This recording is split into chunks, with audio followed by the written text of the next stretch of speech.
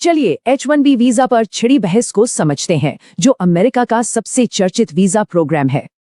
H1B visa पर सबसे बड़ा सवाल यही है, क्या इससे अमेरिकी लोगों की नौकरियां जा रही हैं? तो आखिर ये H1B वीजा है क्या? इसे अमेरिकी कंपनियों की स्किल्स की कमी पूरी करने के लिए बनाया गया था।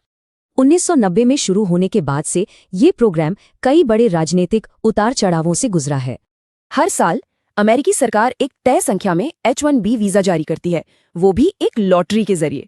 इसके अलावा अमेरिकी यूनिवर्सिटी से मास्टर्स या डॉक्टरेट करने वालों के लिए भी सीटें रिजर्व होती हैं। अब सीटें कम हैं और अर्जियां बहुत ज्यादा, इसलिए ये पूरा मामला किस्मत का खेल बन जाता है।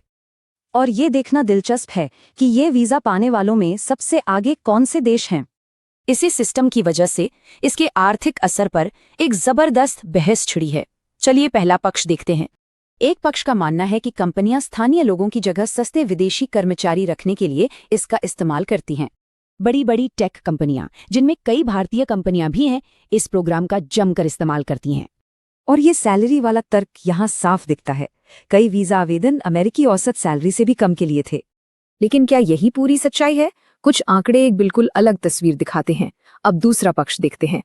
इस नजरिए से देखें तो विदेशी और स्थानीय कर्मचारी मुकाबला नहीं, बल्कि एक दूसरे के स्किल्स की कमी पूरी करते हैं। असल में स्टडीज दिखाती हैं कि H1B वर्कर की औसत सैलरी एक आम अमेरिकी वर्कर से कहीं ज्यादा थी। और तो और लगभग 2 दशकों में H1B वर्कर्स की सैलरी अमेरिकी वर्कर्स के मुकाबले ज्यादा तेजी से बढ़ी है। इसके समर्थक कहते हैं कि H1B होल्डर्स एक इकोनॉमिक इंजन की तरह हैं, जो ग्रोथ और इनोवेशन लाते हैं। इसका असर कितना गहरा हो सकता है, इसका अंदाजा कोविड-19 वैक्सीन बनाने में उनके योगदान से लगाया जा सकता है। ये बहस सिर्फ अस्थायी काम तक ही सीमित नहीं है, इसका सीधा कनेक्शन परमानेंट रेजिडेंसी यानी ग्रीन कार्ड से भी है। एक देश को कितने ग्रीन कार्ड मिलेंगे, इस पर एक कैप है। इसी वजह से भारत जैसे देशों के लिए इंतजार बहुत लंबा हो जाता है। तो सवाल उठता है कि अगर अमेरिका H1B नियमों को और सख्त करता है तो क्या होगा? हो सकता है कि ये स्किल्ड प्रोफेशनल्स भारत के बढ़ते टेक सेक्टर में लौट आएं या फिर यूरोप जैसे दूसरे देश उन्हें खींच लें।